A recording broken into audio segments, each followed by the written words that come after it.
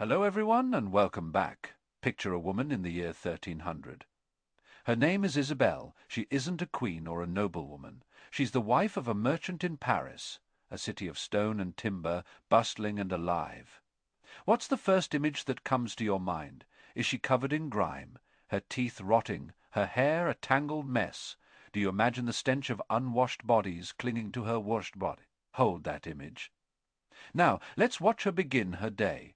She doesn't stumble out of a straw-filled hovel. She rises from a bed with linen sheets, sheets that are washed weekly.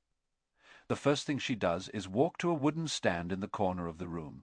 On it sits a ceramic basin and a matching ewer filled with water, drawn fresh from the well yesterday evening. She pours the cool water into the basin, dips in a cloth, and washes her face, her neck, her hands. She scrubs her fingers with a block of coarse, tallow-based soap scented with lavender. Then she takes a small twig, perhaps birch frayed at one end, and scars her teeth. She rinses her mouth with water infused with cloves and mint. Before dressing, she reaches for a small wooden comb, intricately carved, and meticulously works it through her long hair, checking for any unwelcome guests. Only then does she pull on her undergarment, a chemise of clean white linen. This is her most important piece of clothing. It is her barrier against the world, and it's washed more often than anything else she owns. The heavy wool dress she wears over it might be worn for days, but the linen against her skin is fresh. This is Isabel, and she does not smell how you think she smells. The popular image of the Middle Ages of 1,000 years without a bath is a parochial one.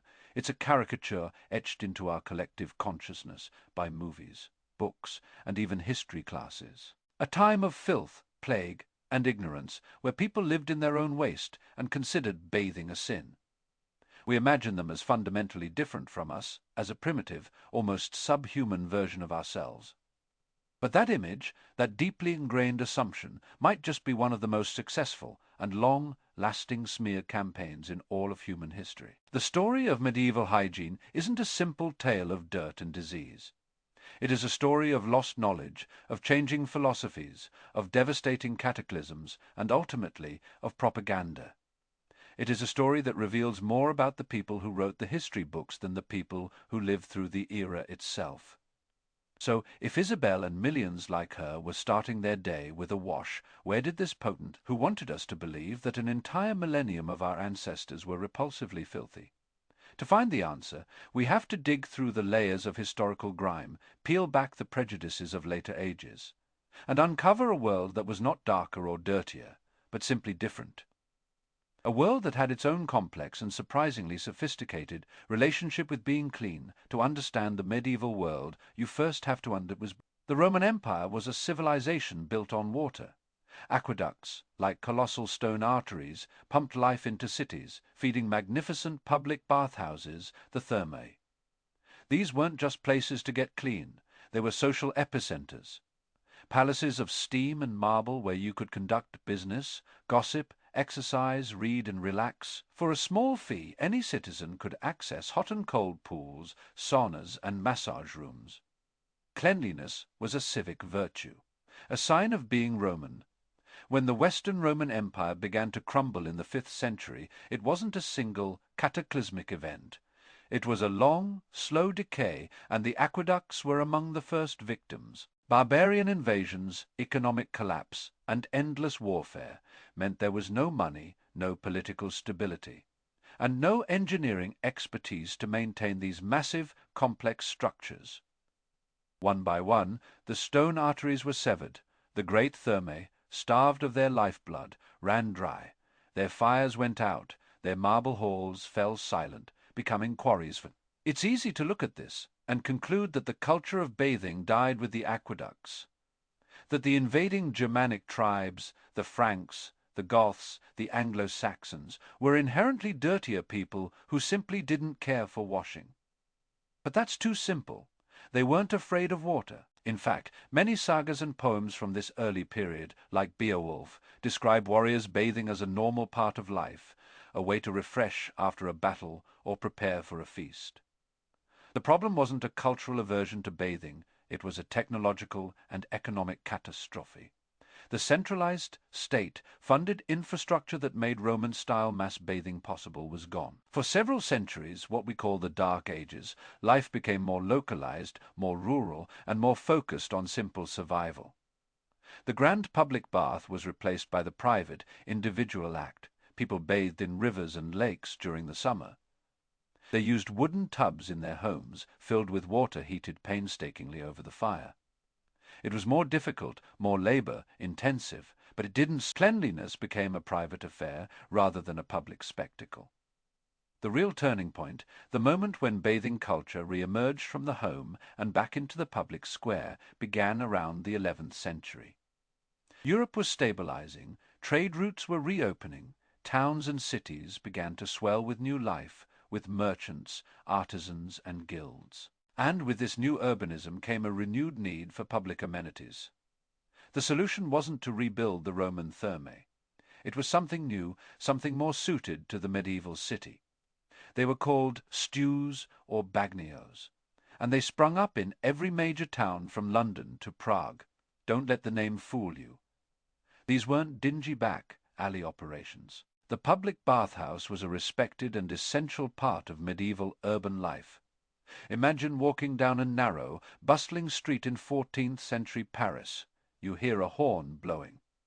That's the bath keeper, the dachuvertoit, announcing that the water is hot and the doors are open. You follow the sound and turn into a courtyard inside. A large wooden building hums with activity. You pay us for a bit more. You can get a meal, a glass of wine, or even the services of a barber. Surgeon who will pull a tooth, let your blood, or give you a shave while you soak. Inside, the air is thick with steam. It is loud. People are talking, laughing, splashing. Large wooden tubs, some big enough for several people, line the room. You might see a group of guild members making, in some bathhouses, men and women bathed together, a fact that would later scandalize Victorian historians. This wasn't seen as inherently sinful at the time. It was just a part of life. Music might be playing. Attendants, known as rubbers, would be on hand to scrub your back with soap and rough cloths. This was the medieval spa. It was a place to get clean. Yes, but it was so much more. It was the community centre, the pub, the health clinic, and the social club all rolled into one.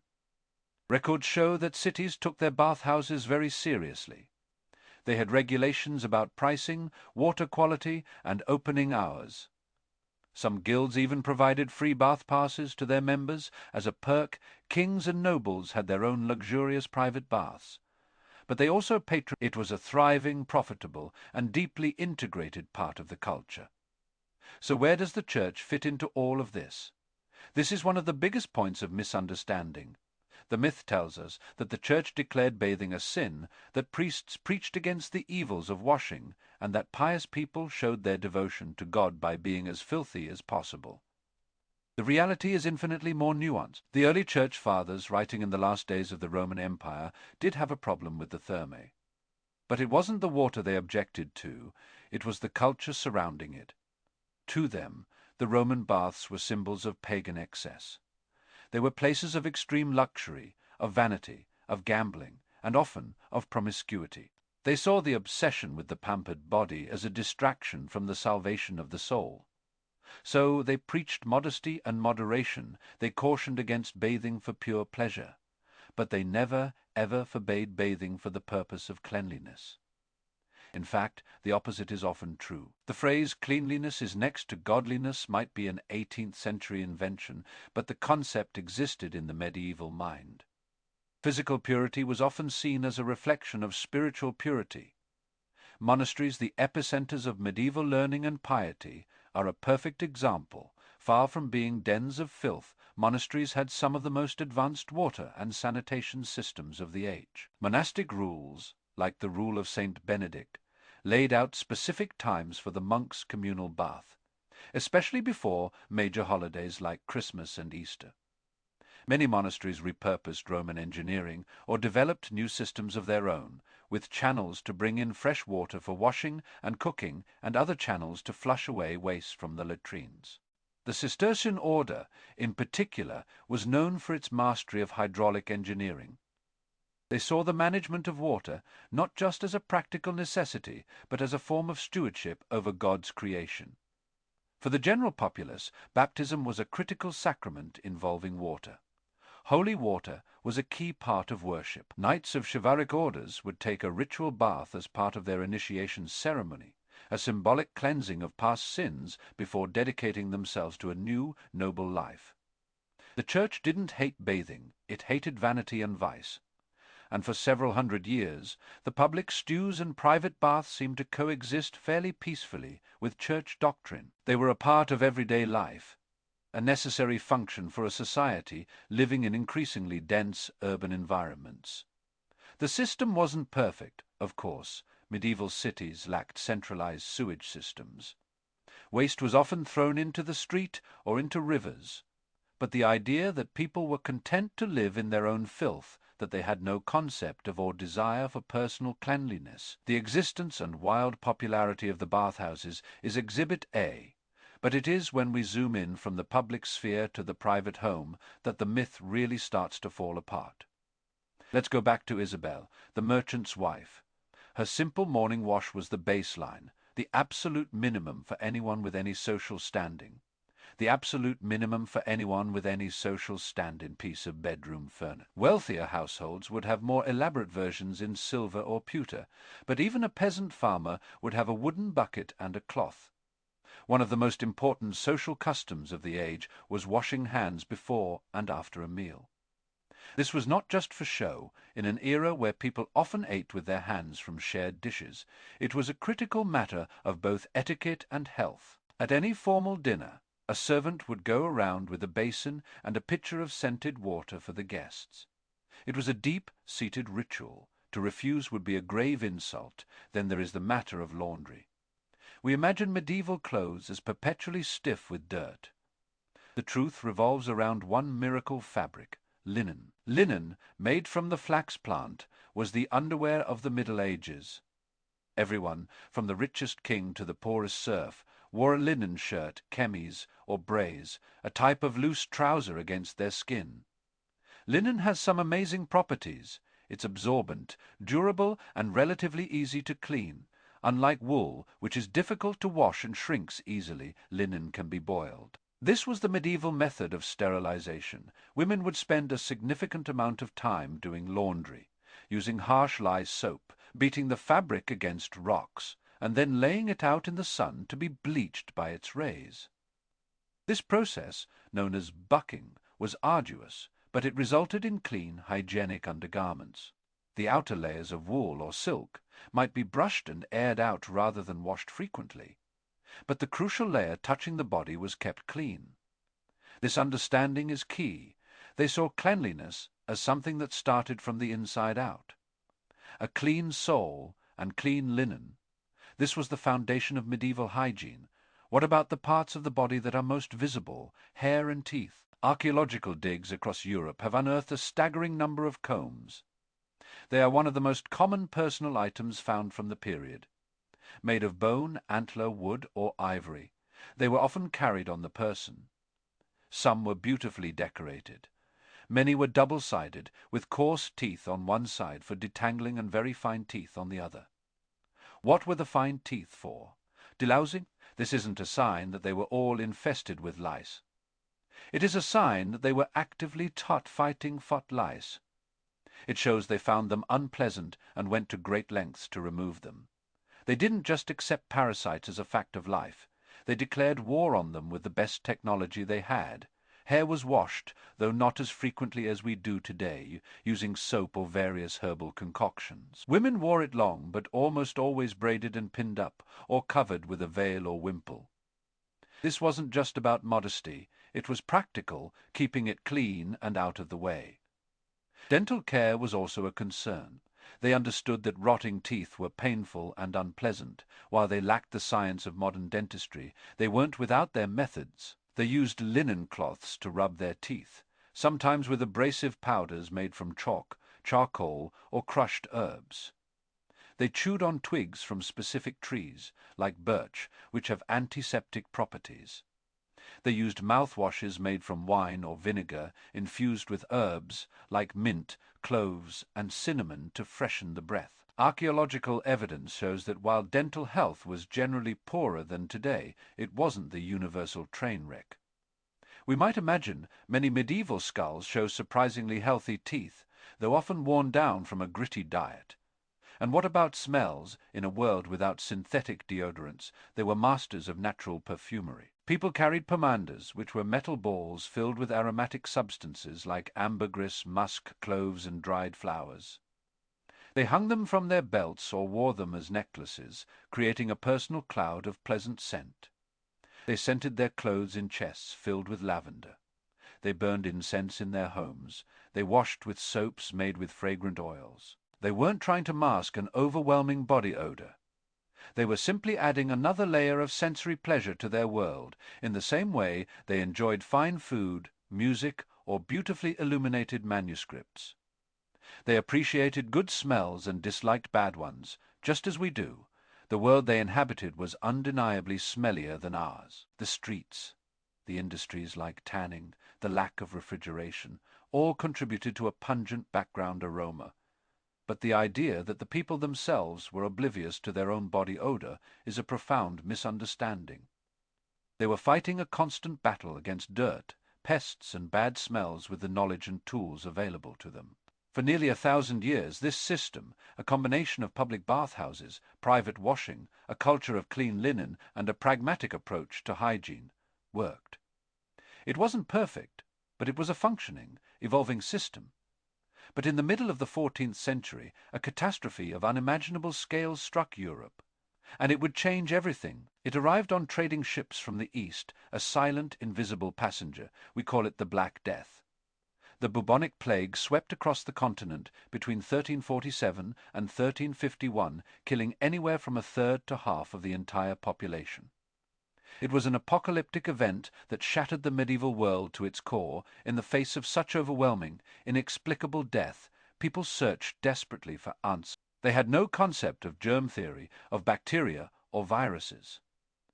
Their medical knowledge was based on the ancient Greek theory of the four humours: blood, phlegm, yellow bile, and black bile. Health was a state of balance between these humours. Sickness was an imbalance. The prevailing scientific theory for how the plague spread was miasma, or bad air. They believed the disease was a poisonous vapor that emanated from rotting matter, swamps, or even from unfavorable alignments of the planets. This toxic fog could enter the body through the pores of the skin, and what was the one thing that was known to open up the pores? Hot water. Suddenly the bathhouse, the beloved center of community life, looked like a death trap. Doctors and learned men began to advise against bathing. They argued that soaking in hot water opened the pores, making the bather vulnerable to the plague-ridden miasma that stalked the city streets.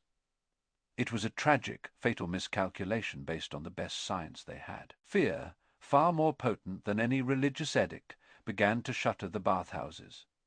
People started to believe that a layer of dirt and dried sweat on the skin could actually form a protective barrier against the deadly air. Washing, especially with hot water, became associated with risk and danger. The Black Death was not a single event. It returned in waves for centuries. Each new outbreak. Over time, the vibrant social bathing culture that had defined the High Middle Ages withered and died. The public stews, once hubs of social life, gained a reputation as dangerous disease-ridden places. This fear was compounded by another emerging disease, syphilis. Brought back from the Americas in the late 15th century, it spread rapidly through Europe. Because bathhouses had often been places for amorous encounters, they were quickly, and not entirely unfairly, identified as hotspots for the spread of this new and terrifying venereal disease. By the 16th century, the great era of the public bath was over. Most had been closed down, either by official decree or by lack of customers. The communal experience of bathing was lost. Hygiene once again became a purely private and increasingly water-averse affair. This is the period where the stereotype begins to have a kernel of truth. In the 1500s and 1600s, the era of Shakespeare and Queen Elizabeth, the European elite developed a new form of hygiene, dry cleaning, They believed water was dangerous. So they changed their linen undergarments more and more frequently, sometimes several times a day. A wealthy person would show their cleanliness not by their bathed skin, but by the pristine, starched white linen cuffs and collars peeking out from their elaborate and hardly ever washed outer garments. They would perfume themselves heavily, using powders and scented cloths to rub down their bodies. This was the age of the filthy but fashionable. And ironically, it's this early modern period, not the so-called Dark Ages, that gave birth to the enduring image of the unwashed European. But this was a relatively short period in the grand scheme of things, and it was a direct result of a catastrophic plague and a misunderstanding of how disease worked. It was not the natural state of European society for the preceding millennium. So we have a complex picture, a robust bathing culture in the High Middle Ages, followed by a period of water. Phobia in the early modern era brought on by plague. But that still doesn't explain the sheer intensity of the myth, the cartoonish caricature of the mud-caked medieval peasant. For that, we have to look not at the people of the Middle Ages, but at the people who came after them, the ones who held the pen and wrote the history. The first group to take aim at the Middle Ages were the thinkers of the Renaissance. Starting in Italy in the 14th and 15th centuries, scholars and artists looked back past the medieval period to what they saw as the golden age of classical Greece and Rome. They wanted to revive that classical spirit, and to make their own era seem new and brilliant, they needed to create a contrast. They needed a middle age, a dark and stagnant period of 1,000 years that stood between the glory of Rome and their own glorious rebirth. They began to systematically denigrate the millennium that preceded them. They called it the Dark Ages. They portrayed it as a time of Gothic barbarism, of superstition, of intellectual decay. They mocked its art, its architecture, its philosophy. And part of this character assassination involved painting it as an age of filth and squalor. The Renaissance humanists were building their own brand, and the Middle Ages was the perfect foil. They were the clean, enlightened ones. Their predecessors were the dirty, ignorant ones. The next wave of attack came during the 17th and 18th centuries, the Age of Enlightenment. Thinkers like Voltaire, Diderot, and Edward Gibbon championed reason, science, and secularism. Their great enemy was what they saw as the irrationality and superstition of organized religion, particularly the Catholic Church, which had dominated the medieval period. In their writings, they portrayed the Middle Ages as a time when religious dogma crushed human intellect and progress. They created a narrative where the Church held humanity in a state of terrified ignorance for 1,000 years. And again, the idea of filth was a powerful metaphor. The supposed physical squalor of the era was used as a symbol of its supposed intellectual and spiritual squalor. They seized upon the Church's critiques of Roman bathing excesses and twisted them into a wholesale condemnation of all bathing. They told stories of saints who proved their holiness by never washing, presenting these exceptional cases as the universal norm.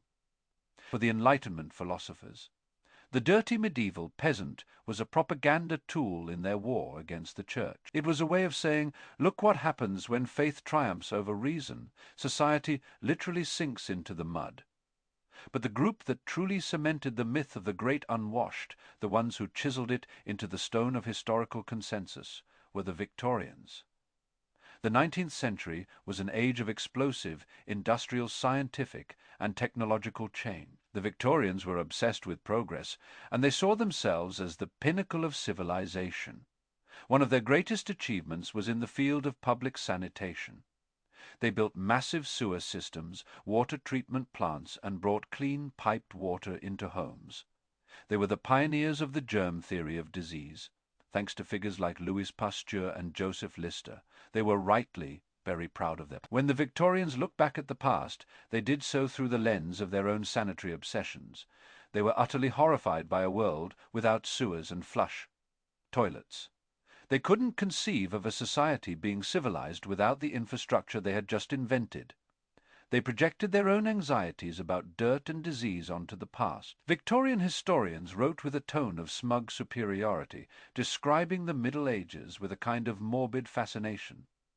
They picked the most shocking details, focused on plagues and squalor, and ignored the vast body of evidence that pointed to a more complex reality. They couldn't comprehend the social function of a bathhouse. They only saw a place of sin and disease. They couldn't understand the logic of linen hygiene. They only saw the unwashed outer clothes. They were the ones who popularized the idea that people bathed only once or twice a year, a claim for which there is almost no real evidence, but which has been repeated endlessly ever since. They took the water phobia of the post-plague early modern period and incorrectly applied it to the incorrect. Why? Because the story of the filthy, ignorant medieval world served their own narrative of progress. It made their own achievements seem all the more miraculous. They were the clean, modern, scientific saviors of humanity, rescuing it from 1,000 years of its own filth. The myth was now complete. It had been built over centuries by different groups for different reasons. The Renaissance created, the Enlightenment used medieval filth as a weapon against the Church, and the Victorians used it as a yardstick to measure their own glorious progress. The result is that by the early 20th century, the image of the unwashed medieval world was no longer a theory or a piece of propaganda. It was accepted fact. It entered school textbooks, historical novels, and then most powerfully of all, think of any film set in the Middle Ages. What do you see? Peasants with mud smeared on their faces, grimy castles with rushes on the floor, caked in old food and dog droppings. Everyone's teeth are brown, everyone looks like they've just crawled out of a ditch.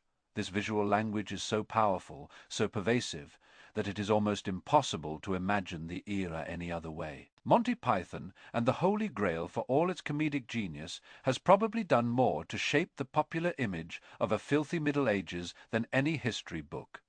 We see the peasant yelling, "I am not dead yet," being carted through muddy streets, and we accept the scenery as historically accurate. It is a caricature that is a caricature that has completely replaced the original in the public mind. So, the medieval period was not a utopia of cleanliness. Their cities lacked the sanitation we take for granted. Life, especially for the poor, was hard and often short. They were afflicted by diseases they didn't understand and parasites they constantly fought against.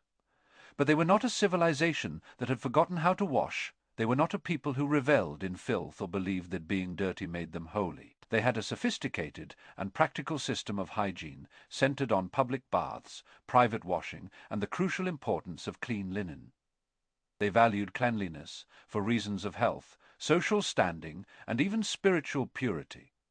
The story of medieval hygiene is not a simple story of progress, from dirty to clean. It is a story of cycles, of lost technologies and new innovation. In some ways, a 14th century Parisian living next to a public bathhouse might have had an easier time getting a full body wash than a 17th century aristocrat in the Palace of Versailles. The real story is about how our understanding of the world shapes our daily habits. For the medieval mind, cleanliness was about balance, order, and purity. For the Victorian mind, it was about science, engineering. Neither is inherently wrong. They are just different worldviews. The myth of the Great Unwashed tells us very little about the actual people of the Middle Ages, but it tells us a great deal about the biases and agendas of the ages that followed. It shows us how easily history can be rewritten by those who come later, how an entire era can be slandered to serve the purposes of the present. It's a cautionary tale about looking at the past with smug superiority rather than with curiosity and empathy. The next time you see a movie with a mud-caked medieval knight, or read a book that talks about people bathing once a year, remember Isabel, remember her morning ritual. The cool water, the scented soap, the clean linen. Remember the bustling, steaming bathhouses, the sound of the horn. Remember that history is never as simple as the stories we like to tell ourselves. The past is not a caricature. It is a complex, challenging, and deeply human place. And sometimes the grimiest thing about it is the layer of myths we've piled on top. That is all for today. If you enjoyed this journey into the hidden corners of history, be sure to like and subscribe for more. Thanks for watching, and we'll see you in the next one.